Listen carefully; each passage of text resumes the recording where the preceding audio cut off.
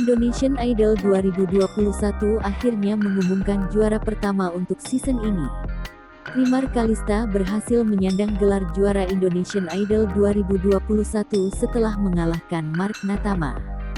Kemenangan Rimar diumumkan oleh host Boy William di penghujung babak Result and Super Reunion Indonesian Idol Special Season.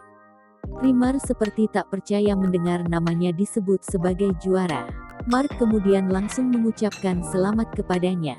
Mengutip Surya, Rimar Kalista lahir di Jakarta pada tanggal 18 Januari tahun 1997. Rimar Kalista merupakan peserta Indonesian Idol 2021 asal Tangerang Selatan. Dilansir Surya, Indonesian Idol bukanlah ajang pencarian bakat pertama bagi Rimar.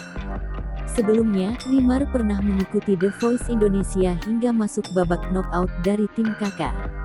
Namun, ia justru gagal lolos ke babak live show.